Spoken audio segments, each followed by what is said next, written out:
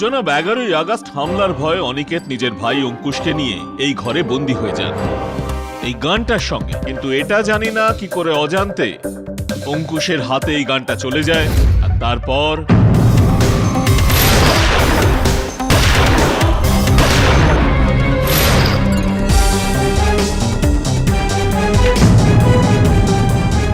এরকম একজন ব্যক্তি যার মানসিক বয়স 2 বছরের হবে, যে একটা ফোনও ঠিক মতো ধরতে পারে না, এখন এরকম ব্যক্তি হাতে পিস্তল ধরে লক্ষ্য স্থির করে 3-3টে গুলি কি করে চালাতে পারে ইওর অনার? Shoot shoot! আপনার এই কেস কেডি সাহেব, এটা ধরে নিন যে ক্লোজড।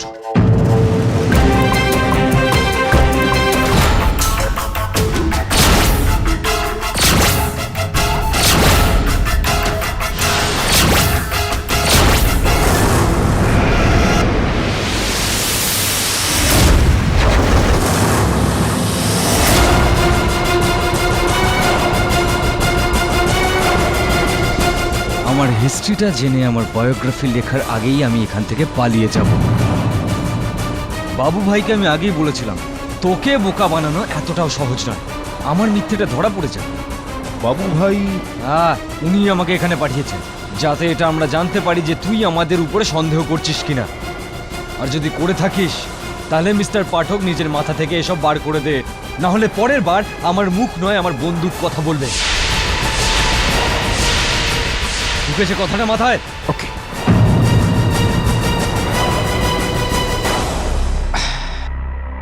বিচিত্র জীব একটা, না তো বাংলা বলতে পারে, না তো বন্দুকটা তাক করার আগে ওটাকে লোড করে।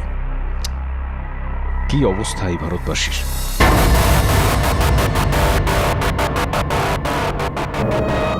হ্যাঁ, দেখতে তো অনেকটা এরকমই ছিল। কিন্তু মার্ডার এ করেনি, অনিকেত মেহরাকে ওর ভাই খুন করেছে। আরে তুমি কি করে জানবে পাঠকবাবু লক আপে এত ভায়োলেন্ট হয়ে যায় যে মনে হচ্ছে ওকে এবার মেন্টাল হসপিটাল পাঠাতেই হবে? কথাটা বোঝার চেষ্টা কর রাথোর। অঙ্কুশের মানসিক পরিস্থিতিটা বোঝ। একই তো ওর মানসিক বয়সটা হলো 2 বছরের বাচ্চার মতো, তার উপর বাবার মতো ওর দাদা অনিকেতকে হত্যা করা হয়, তার উপর তোমরা ওকে ওই অন্ধকারে বন্ধ করে রেখেছো। তোমার সঙ্গে যদি এটা হতো তো তাহলে কি প্রভাব পড়তো তোমার উপর? এখন এই যে যা কিছু হচ্ছে ওর সঙ্গে, তার প্রভাব ওর মনের ওপর পড়ুক, তার আগে আমি ওকে এই সমস্ত কিছু থেকে বের করে আনতে চাই। ভুলে যাও পাঠকবাবু।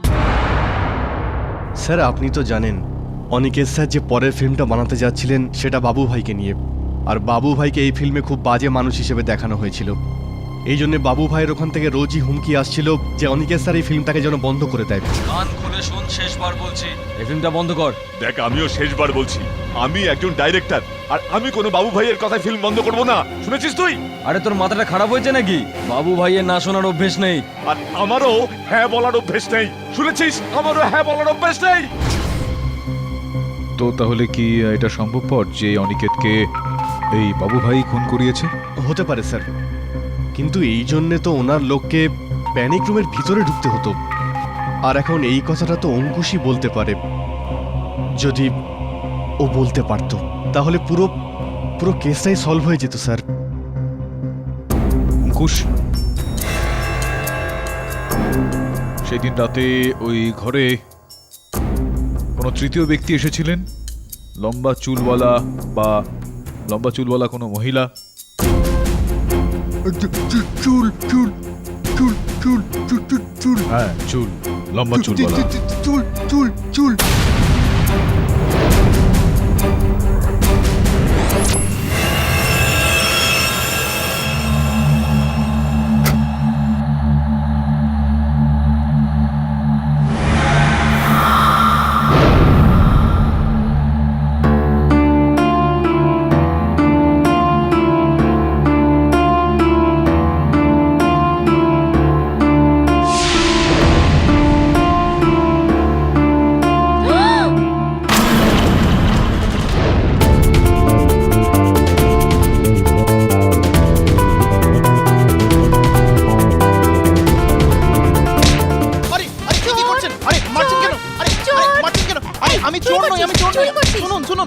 আমি চোর নই। আপনি পাগল হয়ে গেছেন নাকি? আমি বললাম তো আমি চোর নই। আমি কেডি স্যারের অ্যাসিস্ট্যান্ট, এখানে চেক করতে এসেছিলাম। বলছি তো আমি তুমি চোর যদি নই। কেডি স্যারের অ্যাসিস্ট্যান্ট হও তাহলে এভাবে চোরের মতো ঢুকছিলে কেন? আমি বললাম তো আমি চোর নই, আমার মুখ থেকে চোর মনে হয়? এক চোর মারবো ঘুরিয়ে। আমি তো এই দেখ এই আয়না দেখছিস, আমি এটাই দেখতে এসেছিলাম। ওই রাতে কোনো লোক নিশ্চয়ই এখান দিয়ে এসেছিল, আর তুমি ভাবলে আমি নাকি চোর। ওই চোরটাই তো অ্যালার্ম ট্র্যাকার করেছিল। হ্যালো, ও চোর ছিল না, নিশ্চয়ই অন্য কেউ ছিল। হ্যাঁ হ্যাঁ, মানে আরে মানেটা খুবই সহজ, তুই দেখ বোঝ। আমি কেডি স্যারের সাথে কাজ করি তো আমি জানি। দেখ, ও যদি চোর হতো, ও এখানে আসলো, মাস্ট এখানে আসলো আর ওয়াক করলো, এখানে কাঁচ ভাঙলো, অ্যালার্ম ট্রিগার হলো, আর তারপর পা টিপে টিপে ওই দেখ, এই দেখ এই দেখ এই দেখ এই দেখ, দেখতে পাচ্ছিস তুই? দেখ দেখ দেখ দেখ দেখ। হ্যাঁ, কিন্তু এই জুতোর দাগগুলো এমন যে মনে হচ্ছে ও হেঁটে গেছে। দৌড়ে গেলে তো আরো দূরে দূরে পায়ের ছাপগুলো পড়তো না? আরে তাই তো, সলিড রে তুই, সলিড একদম। তোর আর আমার চিন্তা কত মেলে, একদম সেম টু সেম। এরকম টিউনিং সবসময় চোর আর পুলিশে থাকে। তুই কি চোর নাকি পুলিশ? আরে আমি কিন্তু চোর নই। আমি লয়ার। উকিল? তুই উকিল? আমাদের কেডি বসে মতো ক্যা বাত, তুই উকিল? হ্যাঁ উকিল। আচ্ছা উকিল, আমাকে বল, আমার একটা সলিড ডাউট আছে। আমি এটা বুঝতে পারলাম না, ওই লোকটা কত কষ্ট করলো, এখানে আসলো, কাঁচ ভাঙলো, কিন্তু ভেতরে তো ফিরেই গেল না। ভেতরে কেন গেল না? কেননা ও ধরা পড়ার ভয় ছিল না। ও জানতো যে সিকিউরিটি গার্ড অজ্ঞান হয়ে পড়ে আছে, আচ্ছা আচ্ছা আচ্ছা আচ্ছা।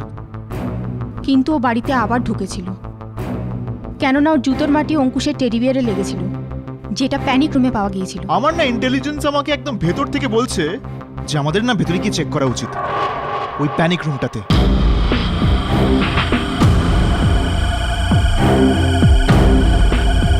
চল উকিল, চল চল।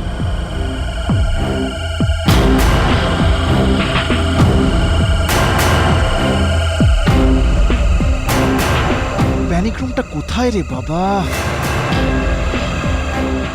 এ উকিল, আমার মনে হয় প্যানিক রুমটা ওইদিকে। আয়, চলে আয়। দাঁড়া,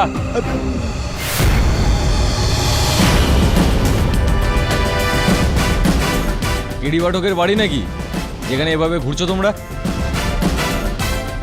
ক্রাইম হয়েছে এখানে, ভিতরে কি করে এলে তোমরা? হ্যাঁ করো বলে। আচ্ছা, ওই নকল জার্নালিস্টটা ধরা পড়েছে? আসছি আমি। তোমরা দুজন যদি এর ভিতরে গেছো তাহলে ভিতরে করে দেবো। হ্যাঁ স্যার।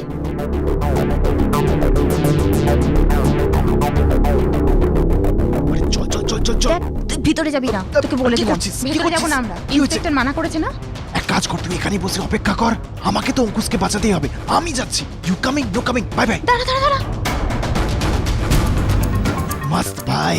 তুই ভিতরে কি করে গেলি? আরে, বাইরে বেরো। আরে, আস্তে, বলেছিল আস্তে। না ইন্সপেক্টর আরে, তুই রাঠোর, ভিতরে আয় না। বাইরে বেরো আগে। আর একটা ফ্রিজ আমি রয়েছে। বললাম না বাইরে বেরো আগে। ঠান্ডা খাবি? আমি তো খাবই। তুই কোথায় যাচ্ছিস? আরে দেখ, আমার কোনো জল অন্যভাবে তেষ্টা আমরা পেয়েছে, তুই শান্ত হন, আমাকে জল আমি- তো খেতে দে। দেখ, আমাকে কিন্তু অন্য কোনো রাস্তা দেখতে বাধ্য করিস না। তুই এটা কি করছিস? বন্ধ কর ফ্রিজ আর বাইরে আরে চল। দাঁড়া না, বন্ধ কি? ফ্রিজ তো এমনিতেই বন্ধ। ফ্রিজ চালু নেই, সব গরম হয়ে আছে। এত বড় প্যানিক রুমে গরম আর বেকার ফ্রিজ? আমি বুঝতে পারছি না। আরে মেকানিক ডাকেনি হয়তো। এ তুই কি করছিস?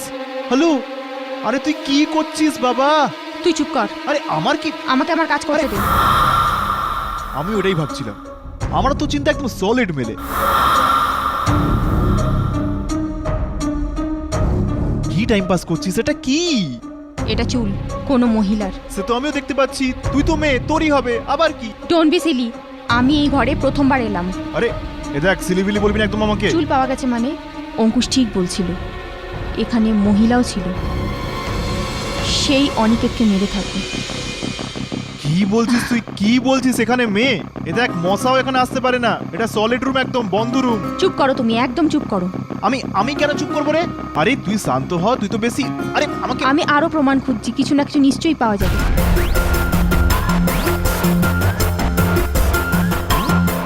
এই দেখ, এখানে মশাও আসতে পারবে না। তো একটা গোটা মহিলা কোথা থেকে আসবে? হ্যাঁ, এখানে লক আছে, সলিড লক লাগানো আছে। বুঝতে পারছিস আমার কথা তুই? আই সাবাস, কি সলিড লক পাইরি, সলিড লক। এই দেখ, দেখ না, দরজা কিরকম ফাস্ট বন্ধ হয়ে যাচ্ছে।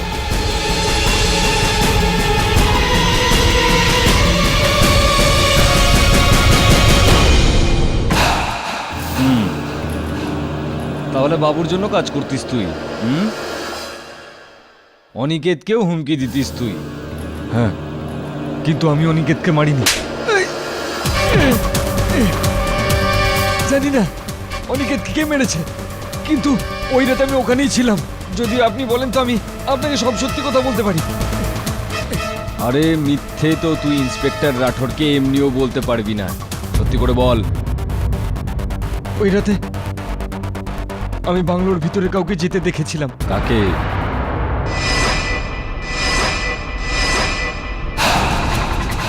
তোর কাছে হবে না লক নাম্বার কোড, তো ভেঙে ফেল। আমি জানি না, তুমি জানো? তোর কাছে আছে? নেই না তো আমার কাছে কোত্থেকে আসবে? আমি তোর কথা শুনে আসলাম। Idiot! এই এটা তুই আমাকে কি করলি? আরে আমাকে ইডিয়েট বিডিয়েট বলবি না, আমার কোনো দোষ নেই। হয়ে গেছে বন্ধু। হেল্প! বাঁচাও! আরে, আরে, কি কেউ করছিস দরজা তুই? খোলো! হ্যাঁ ঠিক আছে, কি করছিস তুই? চিল্লাচ্ছিস কেন তুই? হ্যাঁ কি করে শান্ত থাকবো? আর চেঁচাবো না কেন? বাসন ঢুকবো? হ্যাঁ বাজাও বাজাও, আমার কেউ নেই দরজা খোলার জন্য। আর আমার বন্ধ ঘরের দম বন্ধ হয়ে আসে। আরে, আমার আরে, ক্লস্ট্রোফোবিয়া আরে, ওই- আছে। ক্লক ক্লক ক্লক ক্লক ওসব ছিল আমি কি করবো? হ্যাঁ কেন চিল্লাচ্ছিস? আমি বলছি না ওসব ক্লস্পো ফসপো আমার সামনে করবি না। আমি জানি না ক্লস্পো মানে কি। কিছু করো। আমি আমি আ- আমি কিছু করছি, আমি আমি আমি কিছু করছি। আমি ফোন করছি। আমার কাছে আছে না কেরি বস? হ্যালো কেরি বস, কেমন আছেন কেরি বস? মাস্ট তাড়াতাড়ি করো। দাঁড়া। কেরি বস কি হয়েছে কি, আমরা এখানে এসেছি, এখানে সলিড মাস্ট প্যানিক রুম বানিয়েছি এখানে। আমরা এখানে এসেছি, এখানে পুরো সলিড মাস্ট আছি আমরা। তো কি হয়েছে কি কেরি বস, যে আমরা ভেতরে আসলাম আর এখন বাইরে যেতে হবে, কিন্তু বাইরে যেতে পাচ্ছি না এখন, কারণ ওখানে লক হয়ে গেছে কেরি বস। তো এই যে এই মেয়েটা আছে না, এক মিনিট, নাম কি তো? শোনায় না। হ্যাঁ হ্যাঁ, এই মেয়েটা যাকে আপনি পাঠিয়েছেন, শোনো না, এই মেয়েটার তো প্যানিক রুমে প্যানিক অ্যাটাক হয়। তো আমার তো পুরো ওয়াট লেগে গেছে। তাড়াতাড়ি করো। কেডি বস আমাদের হেল্প করো না কেডি বস, কি করবো এখন? আমি মরে যাব তোমার জন্য। I hate you. এ দাঁড়া, একদম পড়বি না, আরে দাঁড়া। আরে কেমন লাগছে তোর এখন? হাওয়া পাচ্ছিস? হাওয়া আসছে। আরে তুই ওট, আমি কেস খাবো পুরো, তুই ওঠ না। আর যদি আমি মরে যেতাম তো সব দোষ তোমার হতো। আমার দোষ? তোর কি মনে হয় আমি ভেতর থেকে জেনে শুনে দরজা বন্ধ করেছিলাম নাকি? দেখ আমি কিন্তু জাতা লোক নই, খুব রেসপেক্টেড লোক আমি। বহুত বাজে লোক তুমি, দেখেই মনে হয় একটা ফ্রড। আমি ফ্লড টাইপ? রকবাজ বলে মনে হয়। আমি রকবাজ? দেখ আমি খুব রেসপেক্টেড লোক, আমার সাথে কি পাঙ্গা নিতে বলে রেসপেক্টের দিচ্ছি। কথা বলছো? রোড সাইড রোমিও মনে হয় একদম। আরে তুই হবে রোড সাইড রোমিও? আবে যা, এক ঘুরিয়ে দেবো না, পুরো মুখ হ্যাঁ, ভেঙে দেবো তোর। মেরে দেখা এই, যা, কি যা। ধরনের লোক তুই যে মেয়েদের উপর হাত তুলিস? আরে হ্যাঁ? এবার রাগ উঠছে আমার, বসও কিছু ঠিক করতে আছে, বলো তো। ঠিক আছে ব্যাস হয়েছে তোমাদের দুজনের এটা এইসব। আরে বস আপনি দেখো এবার নিজেদের মধ্যে ঝগড়া করে এই কেসটা সমাধান করবে তোমরা দুজন। ওই চুল কোথায় যেটা তুমি খুঁজে এনেছিলে? না আমাকে দিও না, তোমার কাছে রাখো আর এটা ফরেনসিক টেস্ট করাও। স্যার, আপনি আমাকে কাজ দিচ্ছেন, সো এই কেসে আমি আপনাকে সাহায্য করছি। এই কেসে? শুধুমাত্র এই কেসে, কেননা তোমার স্টুডেন্ট এখানে অভিযুক্ত। বস কি বললো? শুধু এই কেসে? শ্রমণ যাও, তুমি যাও, শোনায় না। Thank you sir. যা বস, এই মেয়েটা না এক নম্বরের। শুধরে যা, তুই শুধরে যা, নয়তো মার খাবি কোনো একদিন। আর মেয়েদের হাত থেকে যদি মার খাস না তাহলে সেটা ভালো লাগবে না, বুঝতে পারলি? দাঁড়িয়ে দেখছিস কি আমায়? যা কাজ কর গিয়ে। হ্যাঁ আমি যাচ্ছি। Mister Pathak, please proceed. ধন্যবাদ ইওর অনার। হ্যাঁ তো বোবো সাহেব, দয়া করে আদালতকে আপনি বাস্তবটা বলে ফেলুন, আপনি ঠিক কে, কারণ আপনি কোনো সাংবাদিক তো নন। আগে আমি একজন শুটার আর বাবু ভাইয়ের জন্য কাজ করি। Order, silence in the court please. বাবু ভাই নারায়ণ, আগে ওই গ্যাংস্টার। গত কয়েক মাস ধরে আমি বাবু ভাইয়ের কথায় ডাইরেক্টর অনিকেত মেহরাকে হুমকি দিচ্ছিলাম। হুমকি তো আপনি দিয়েই যাচ্ছিলেন, আর ওই হত্যার দিন রাতে আপনি ওর বাংলোর বাইরে উপস্থিত ছিলেন।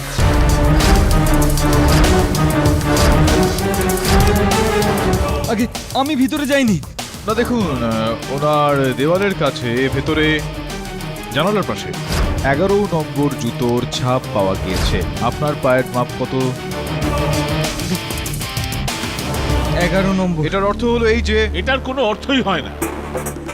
পাঠক সাহেব, 11 নম্বরের জুতো তো আমার শ্বশুর মশাইও পরে, আর এই শহরে থাকা অনেক লোকই। হ্যাঁ, কিন্তু ওই সমস্ত মানুষজন, বিশেষ করে আপনার শ্বশুর, হত্যার দিন রাত্রিবেলা অনিকেতের বাড়ি তো যাননি নিশ্চয়ই। আমি দিব্যি খেয়ে বলছি স্যার, ওই ছাপগুলো আমার নয়, ওগুলো অন্য কারোর হবে যে ওই সময় ওখানে ছিল। আর আমি জানি ওই লোকটা কে।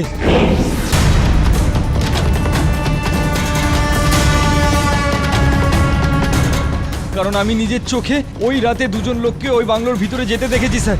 কাকে দেখেছিলে ভাই? হ্যাঁ বাবু ভাই, কি করব? আরে সারা রাতের বাংলোর বাইরে চৌকিদারি করা কোনো মানেই হয় না। আরে আপনি একবার হ্যাঁ বললে আমি ওর বাংলোর ভিতরে ঢুকে ওর কানের গোড়ায় বন্দুকটা এমনভাবে রাখবো যে ও অ্যাকশন বলার আগেই প্যাক আপ বলে দেবে। ঠিক আছে বাবু ভাই।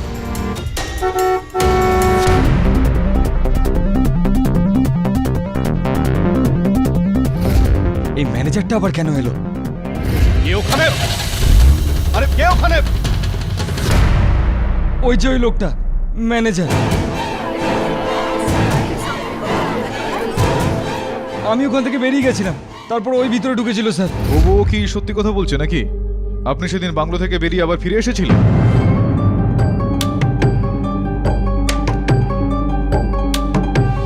হ্যাঁ স্যার, কিন্তু এই কথাটা তো ধর্মপাল জানতো না, কারণ ও ঘুমাচ্ছিল।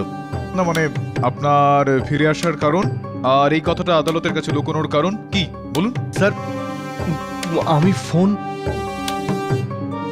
স্যার এই কথাটা তো আপনার অদ্ভুত মনে হবে, কিন্তু ওই রাতে আমি অনিকেত স্যারকে মারার জন্য নয়, বরং ওনাকে বাঁচানোর জন্য গিয়েছিলাম। আমি জানি স্যার আপনি আমার কথা বিশ্বাস করবেন না। আপনার এই কথাটাকে বিশ্বাস করা বেশ কঠিন গগনবাবু, কেননা ওই সুরক্ষা কক্ষের দরজাটা খোলার ওই কোডটা অনিকেত ছাড়া শুধুমাত্র আপনার কাছে ছিল। কিন্তু উনি দরজা খোলেননি কেডি সাহেব, এই প্রমাণ আমি আগেই দিয়েছি ইওর অনার। স্যার আপনি আমার কথা শুনুন, আমি আপনাকে পুরো ঘটনাটা বলছি। ওই দিন ওখান থেকে বেরিয়ে আসার পর সারা রাত অনবরত আমাকে ঝর্ণা দেবী ফোন করেন।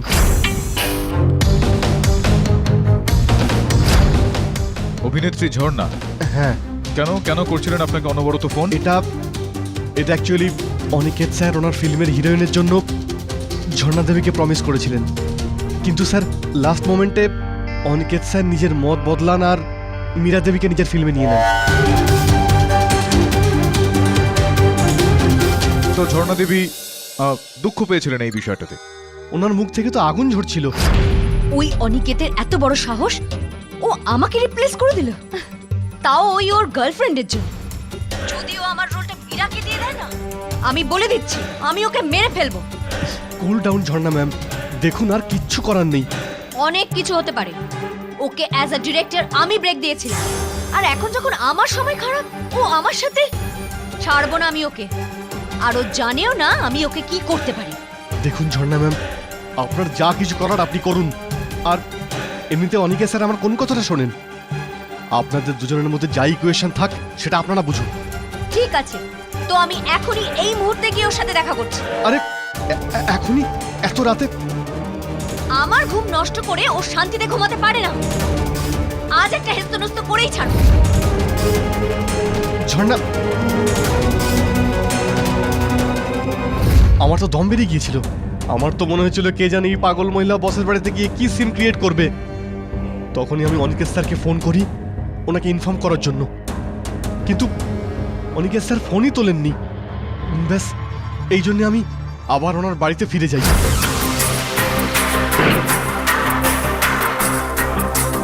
স্যার, আরে গগন, তুমি হঠাৎ কি করে? কি হয়েছে? স্যার আমি আপনাকে ওয়ার্ন করতে এসেছি, ওই ঝর্ণা আপনার সঙ্গে ঝগড়া করতে আসছে। ঝর্ণা আমার সঙ্গে ঝগড়া করবে? কিন্তু কেন? সেই একই কথা যে ফিল্মে ওকে হিরোইন করো। স্যার আমি তো আপনাকে বলছি ওকে আপনি ঘরে ঢুকতেই দেবেন না, না হলে অযথা ও সিন ক্রিয়েট করবে। আরে শোনো আমার কথা, ঝর্ণা আসছে, ওকে আসতে দাও।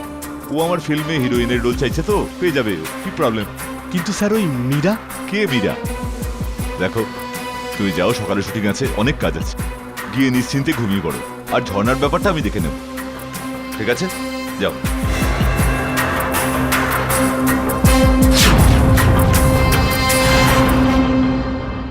আর আমি চুপচাপ ওখান থেকে চলে আসি।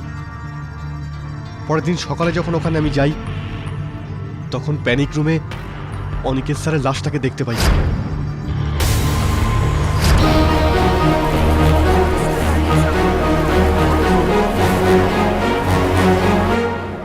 মানে ঝর্ণা ওই রাত্রে অনিকেতের সঙ্গে দেখা করতে যান, তো এই কথাটা আপনি এতদিন ধরে লুকিয়ে কেন রাখলেন? আর এখন কেন এটা বলছেন যখন আপনার এই মিথ্যাটা ধরা পড়ে গিয়েছে তখন? স্যার একটা সত্যি বলবো? হ্যাঁ, তাড়াতাড়ি সত্যিটা বলে ফেলুন, আর তাছাড়াও আদালতে সত্যি কথাই বলতে হয় আমার ভাই।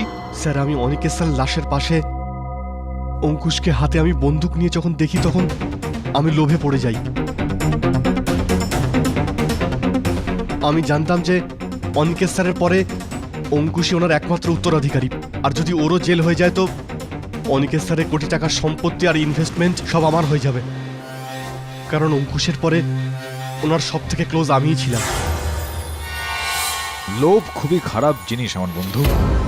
তো এই হলো কারণ আপনি কি যেন নাম ওই অভিনেত্রীর, ঝর্ণাকে সন্দেহের তালিকা থেকে দূরে সরিয়ে রাখলে যাতে সন্দেহের তালিকায় আমাদের এই বাচ্চাটা অঙ্কুশ চলে আসে আর ও শাস্তি পেয়ে যায়, ওর শাস্তি হয়ে যাক আর ও ভেতরে চলে যাক, আর এই যে কোটি টাকার সম্পত্তি অনিকেত বানিয়েছে সেটা আপনাদের হয়ে যায়।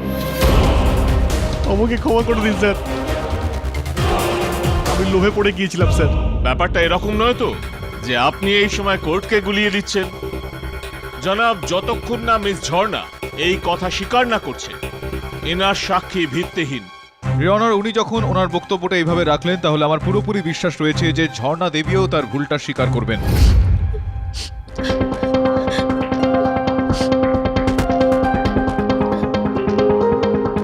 ঝর্ণা দেবী, এখনো তো আমি কোনো প্রশ্নই আপনাকে করলাম না, আর আপনি এই নিন চোখের জল মুছে নিন। আপনি কিছু বলার মতন অবস্থায় রয়েছেন, কিছু বলতে চাইবেন আপনি? আমি অনিকেতকে মারিনি, আমি মারিনি অনিকেতকে। না, মারেননি।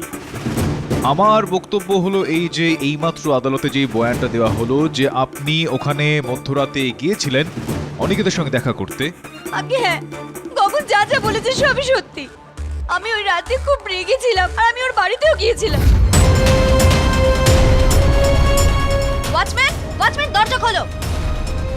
অনিকেত বাইরে বেরো, কতক্ষণ আমার থেকে পালিয়ে বাঁচবে? আমি কি জানি না যে মীরা তোমার সাথে কি করেছে? এটাই তোমার শাস্তি, আরো বিশ্বাস করো ওকে। শুনেছো তুমি? এটাই তোমার শাস্তি। আমি ভাবলাম গগন অনিকেতকে আগেই সাবধান করে দিয়েছিল, তাই জন্য ও বাড়ি থেকে অন্য কোথাও চলে গিয়েছিল। তো আপনি এটাই বলতে চাইছেন শ্রীমতীজি যে খুনের দিন রাতে আপনি অনিকেতের সঙ্গে দেখা করেননি? আগে না, আমার তো মনে হচ্ছিল ও বাড়িতে কোথাও ছিল না। কারণ সেই দিন রাতে আপনার হাঁক ডাকের থেকে বহু দূরে নিজের সুরক্ষা ঘরে ছিলেন। ওই প্যানিক রুমটা, আমি জানতাম না যে ওখানে অনিকেত আর অঙ্কুশ আছে। তো জনাব, পরিষ্কারভাবে এটা প্রুভ হয়ে যাচ্ছে যে এনার অনিকেতের ওপর গুলি চালানোর প্রশ্নই ওঠে না। আগে আমি ওটাই বলছি যে আমি ওই প্যানিক রুমে যাইনি। এই কথাটা বলার মানে হলো যে আপনার এটা বক্তব্য হলো যে আপনি ওই সুরক্ষা কক্ষে যাননি ভেতরে, আগে নাকি গিয়েছিলেন? যাইনি আমি। জাননি? না। যদি আপনি নাই গিয়ে থাকেন তো ইওর অনার, এই যে কোনো মহিলার চুল এটা যেটা ওই সুরক্ষা কক্ষের ভেতরে যেটা আমরা পেয়েছি একটা প্রমাণ স্বরূপ, সেটা আদালতে প্রস্তুত যেটা করা হয়েছে, সেই চুলটা আপনার ওই সুরক্ষা কক্ষের ভিতরে পৌঁছলো কিভাবে যেখানে আপনি ওই সুরক্ষা কক্ষে পৌঁছননি? আমার চুল? না, অসম্ভব। না, এটা আপনারই চুল। দেখুন, আর এরকমই লম্বা লম্বা চুলের স্বপ্ন দেখে থাকে অঙ্কুশ ওর দাদার মৃত্যুর পর। মিস্টার পাঠক, কি প্রমাণ আছে যে এই চুলটা ওনারই? কেননা জনাব, ফরেনসিক রিপোর্ট এখনো পর্যন্ত আসেইনি। রিজভি বাবু, এই আসছি কিছুক্ষণের মধ্যে। দেখুন, আসিতেছে আর এসে গেছের মধ্যে একটু ফারাক আছে। আপনি আপনার পুরনো সেই খেলাটাই খেলছেন যে একটা সত্যিকে বার করার জন্য 4-6টা মিথ্যে বলে দাও, তাই তো কেডি সাহেব? এসে গেছে।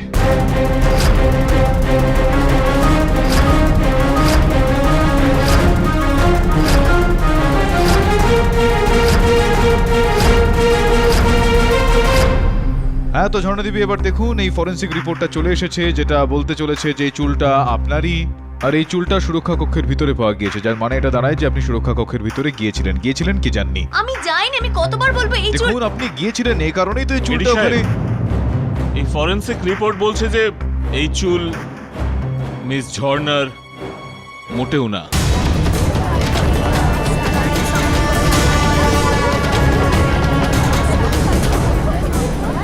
আর এই চুল অন্য অভিনেত্রী মীরার।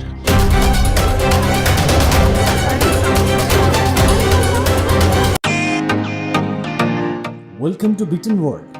How may assist you? নতুন ফ্ল্যাটের জন্য একটা স্ট্যান্ড ফ্যান আর কুলার নেব।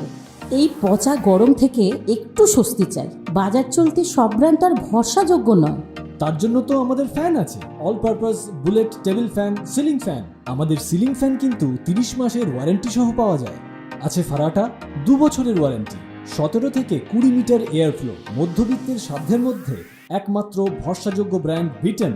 আমাদের কুলারের কিন্তু অনেক range, 45 litres, 50 litres, 70 litres, 90 litres, 110 litres.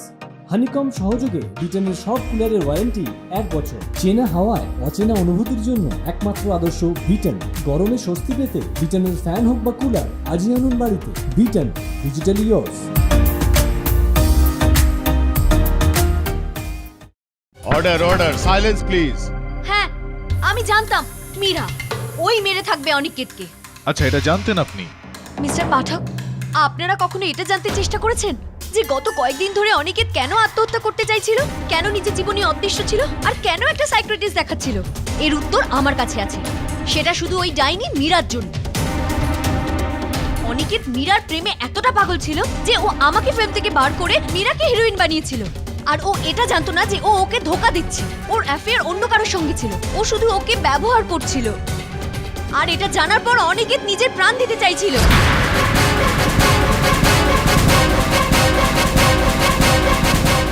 গল্পটা তো আমি আপনার বুঝতে পেরে গিয়েছি, কিন্তু এইটা আমি বুঝতে পারছি না মীরার কাছে কি উদ্দেশ্য থাকতে পারে অনিকেতকে মারার। কেননা ধোকা তো মীরা অনিকেতকে দিচ্ছিল, তাই না? আপনি গগনের কথা শুনেছেন? অনিকেত ওকে বলেছিল যে ও মীরার জায়গায় আমাকে ফিল্মের হিরোইন করবে। আরও এই কথা 100% মীরাকেও বলে থাকবে। আর এর আগেই মীরা হয়তো ওর প্রাণ নিয়ে থাকবে। কিন্তু মীরা ওই প্যানিক রুমে ঢুকলো কি করে?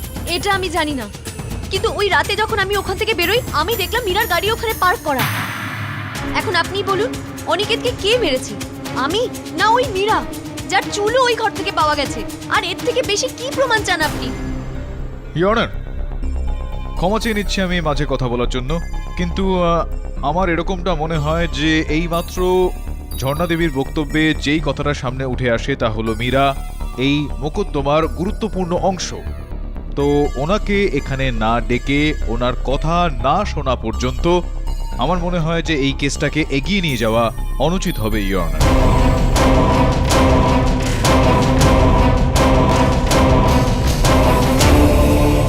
এই আদালত মিস মীরার বক্তব্য নথিবদ্ধ করা পর্যন্ত মুলতবি করা হলো। The court is adjourn.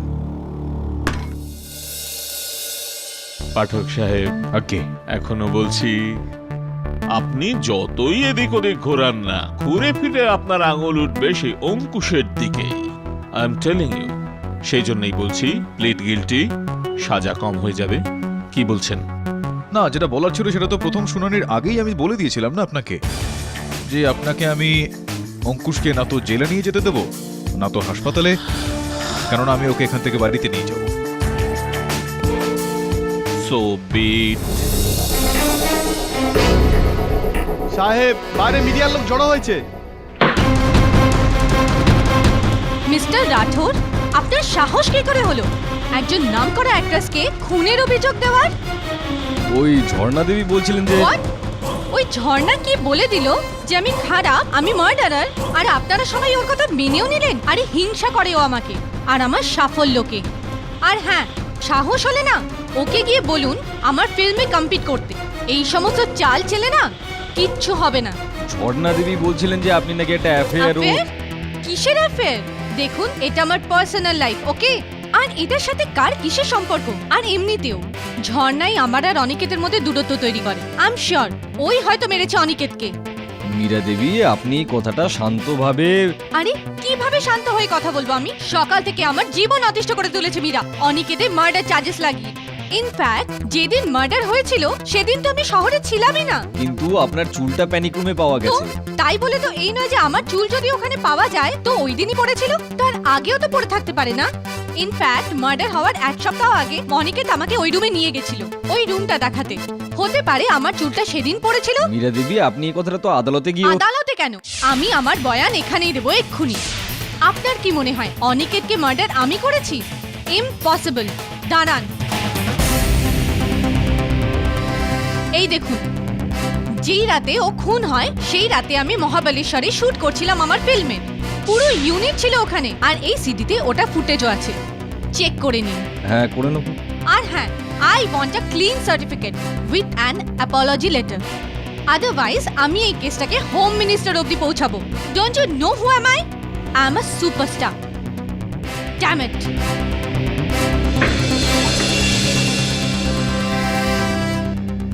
মহিলা তো নয় মহা সমস্যা। হ্যাঁ, কটা হিট পিকচার করেছে রে? সাহেব একটা। আর যদি 10টা করে তাহলে এই সিনটা পার্লামেন্টে হবে নাকি? ঠান্ডা নিয়ে আসো। হ্যাঁ সাহেব। আরে এতে হয়রান হবার মতো কি ব্যাপার আছে? আমি তো প্রথম থেকেই জানতাম মীরা নির্দোষ। তাহলে ঝর্ণা?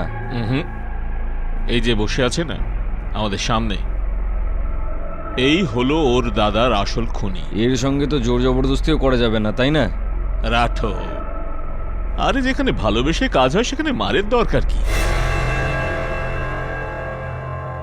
অঙ্কুশ, এটা কার ফেভারিট ললিপপ? অঙ্কুশের না? ললিপপ অঙ্কুশের পছন্দের, কিন্তু তুমি পাবে না। প্রথমে অঙ্কুশকে আমার একটা প্রশ্নের জবাব দিতে হবে। দেবে অঙ্কুশ? হ্যাঁ, তারপর ললিপপ পাবে। হ্যাঁ, দেবে? হ্যাঁ, ভেরি নাইস। এটা বলো, তোমার দাদা অনিকেতকে কে মেরেছে? বলো অঙ্কুশ, তুমি। না, এখন নয়, আগে কথার উত্তর দাও, আমার প্রশ্নের উত্তর দাও। আচ্ছা দেখো, আমি রাঠোর আঙ্কেলকে জিজ্ঞেস করছি। রাঠোর আঙ্কেল, আপনি এটা বলুন যে আপনি কি জানেন ও দাদাকে কে মেরেছে? আমি জানি না। হ্যাঁ, না তবে উনিও পাবেন না। এটা তো আমি অঙ্কুশের জন্য রেখেছি না? কিন্তু অঙ্কুশ, এই দেখো, আমি এটাকে এবারে বার করব। এই ললিপপ না, আগে বলো তোমার দাদাকে কে মেরেছে? তোমার দাদাকে কে মেরেছে বলো।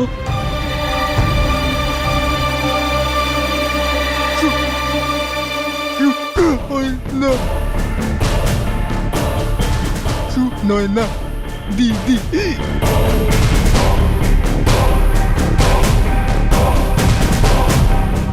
ঘর শত্রু বিভীষণ। কি রিজু সাহেব? আমাকে এখানে কেন আনা হয়েছে? স্যার, আমি কিচ্ছু করিনি। স্যার, আমার কথা শুনুন স্যার, আমি কিচ্ছু করিনি। ভারতবর্ষে 99% ক্রিমিনাল এটাই বলে যে আমি কিছু করিনি। আমি আর ক্রিমিনাল? আপনার স্টুডেন্ট অঙ্কুশের কথা অনুযায়ী অনিকেত মেহরার খুনটা আপনিই করেছেন। ইনভেস্টিগেশন করছি, প্লিজ কোঅপারেট। নিয়ে যাবেন আগে। স্যার, কিন্তু আমার কথা শুনুন। অদ্ভুত সমস্যা। মানে বস, অনিকেত মেহরাকে সুনয়নাই টপকেছে? বাহ, বলো, কেউ ভাবতে পারে? আর ওই মালটা আমাকে বলছিল আমাকে দেখে নাকি চোর মনে হয় তার। ছি, খুনি কোথাকার, বিশ্বাস হয় না বস। বিশ্বাস এই কারণে হচ্ছে না তোর, কেননা এই হত্যাটা সুনয়না করেনি। হত্যাটা করে সুনয়নার কি লাভ হতো? হত্যাটা করার কোন রকম উদ্দেশ্য ছিলই না ওর কাছে। আর যদি হত্যা করে থাকতো তাহলে অঙ্কুশকে বাঁচাতে কেন আসতো? মানে বস, তার মানে আপনি এটা বলতে চাইছেন যে খুনি অন্য কেউ, কোনো অন্য লোক যে খুনটা করেছে? কে বস? কে? এটা তো এখন প্রশ্ন আমার বন্ধু। এখন এই মীরা, যার উপর আমাদের সন্দেহ ছিল, সে বলছে যে ঝর্ণা ওকে ফাঁসিয়েছে। আর ঝর্ণা বলছে যে ও ওখানে যায়নি, রাইট? হ্যাঁ বলেছিল, আমাকেও বলেছিল, ও তো ঘরের ভিতরে ঢোকেইনি। হ্যাঁ, আর ম্যানেজার গগন বলছে যে ও কিচ্ছু জানে না, ওর কোনো রকম সম্পর্ক নেই কেসটার সঙ্গে, যেখানে শুটারকেও এই কেসটা থেকে বাইরে রাখতে চাইছে। এখন তৃতীয় কে হতে পারে যার নিশানা ওই সুরক্ষা কক্ষের দিকে ছিল? এটা আমাদের কিন্তু খুঁজতে হবে। বস, আমার এটা মনে হচ্ছে যে অন্য কোনো তৃতীয় ব্যক্তিই নেই। হ্যাঁ, জানি না, খোঁজ তো নিতে হবে। বস, আমার না গলা শুকিয়ে যাচ্ছে, আমার না তো টেনশন হচ্ছে, আমার মাথায় কিচ্ছু ঢুকছে না। আমি জল খাবো বস, খুব তেষ্টা পাচ্ছে। যাও ফ্রিজ থেকে বার করে নে। তাছাড়াও ঠান্ডা হবে না, কারণ 2 দিন ধরে ফ্রিজ খারাপ আছে। নাও, আপনারও বস আমার কি মনে হচ্ছে আজকাল না ওই ফ্রিজ খারাপ হওয়ার সিজন চলছে। কেন তোর ফ্রিজ খারাপ নাকি? আমারটা নয় বস, আরে আমারটা যখনই খারাপ হয় সঙ্গে সঙ্গে সারিনি। এত গরমে না বস ঠান্ডা জল খেতে আমার দারুণ লাগে, কিন্তু আমি যে প্যানিক রুমে গিয়েছিলাম না ওখানে ফ্রিজ খারাপ ছিল বস। আর এত গন্ধ বেরোচ্ছিল, এত বিচ্ছিরি গন্ধ বেরোচ্ছিল ওখান থেকে যে কোনো জিনিস পড়ছিল বোধহয়। আচ্ছা,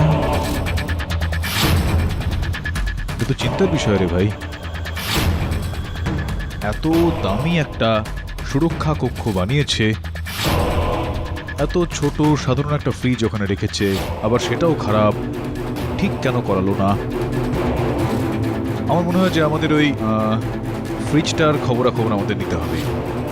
মনে হচ্ছে এর সূত্রটা ওই ফ্রিজ থেকেই পাওয়া যাবে।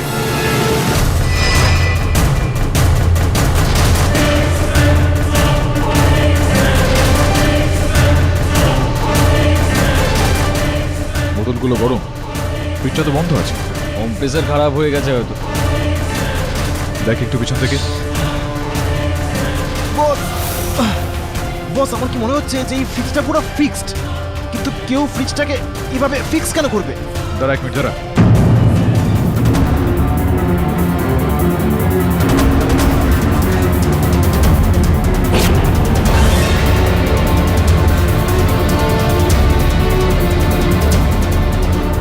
তার মানে এই প্যানিক রুমে ঢোকার আরও একটা রাস্তা।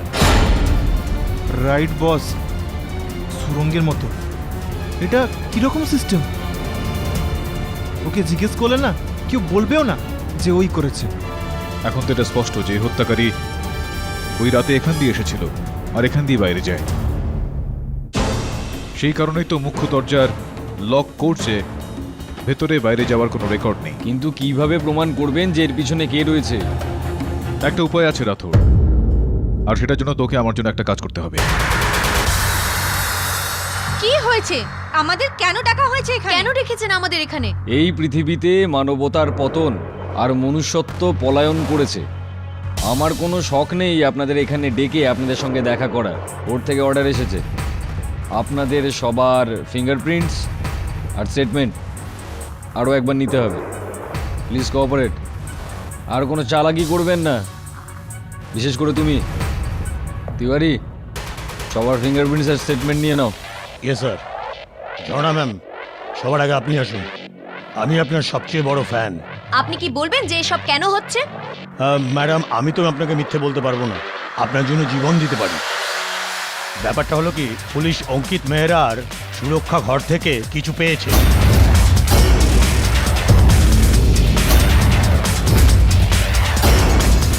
কি পাওয়া গেছে সেটা জানা যায়নি, কিন্তু কাল সকালে ফরেনসিক টিম পরীক্ষা করতে ওখানে যাবে। এখন ওটা উনিরই না অন্য কারোর সেটা জানা যায়নি।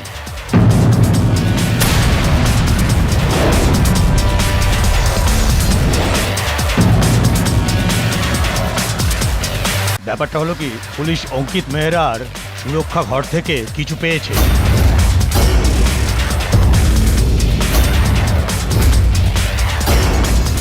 কি পাওয়া গেছে সেটা জানা যায়নি, কিন্তু কাল সকালে ফরেনসিক টিম পরীক্ষা করতে ওখানে যাবে। এখন ওটা উনিরই না অন্য কারোর সেটা জানা যায়নি।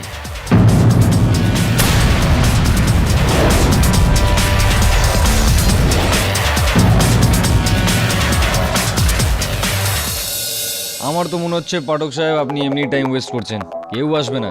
ধৈর্য ধরুন রাথোর বাবু, আমার পুরোপুরি বিশ্বাস রয়েছে হত্যাকারী এখান দিয়ে আসবে। সত্যি বস, আমি না আজ আপনার ফ্যান হয়ে গেছি, সলিড ফ্যান। মানে কামাল বস, যে প্রমাণ নেই সেটাই। বস আপনার কি মনে হয় কি হতে পারে? আওয়াজ পাওয়া যাচ্ছে।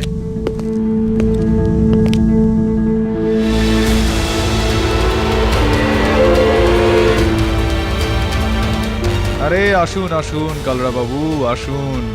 আপনারই অপেক্ষা করছিলাম। কি বলবেন রাথোর বাবু? লকআপে কি কথা বলি ওনার সঙ্গে?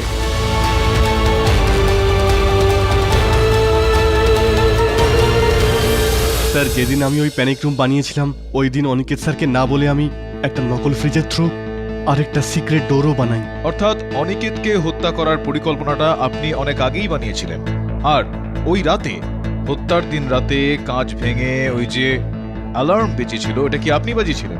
হ্যাঁ স্যার, যাতে অনিকেত স্যার ভয় পেয়ে নিজের ভাই অঙ্কুশকে নিয়ে ওই প্যানিক রুমে গিয়ে লুকিয়ে পড়ে।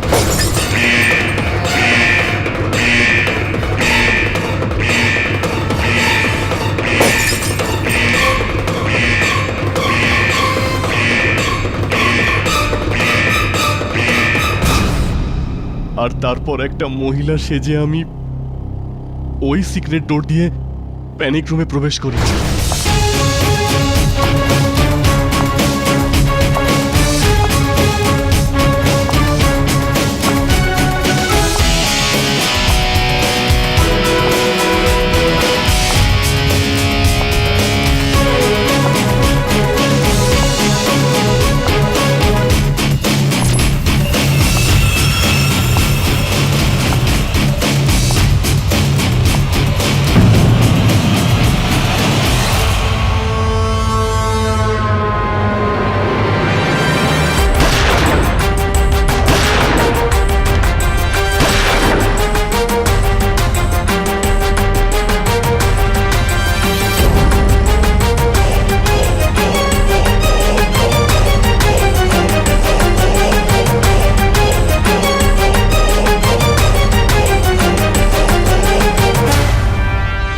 অনিকেত স্যারের মার্ডার ওই সুরক্ষা কক্ষে আমি করেছিলাম স্যার, ওনার সম্পত্তির জন্য।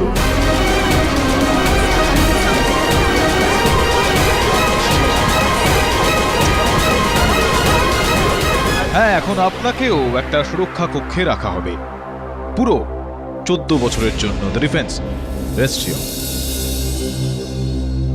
সমস্ত সাক্ষ্য এবং যাবতীয় প্রমাণাদি বিচার করে এই আদালত গগন কালরাকে অঙ্কিত মেহরার হত্যাকাণ্ডে দোষী সাব্যস্ত করে অবিলম্বে গ্রেফতার করবার হুকুম দিচ্ছে, আর অঙ্কুশ মেহরাকে নির্দোষ গণ্য করে সসম্মানে মুক্তি দিচ্ছে। Case is close.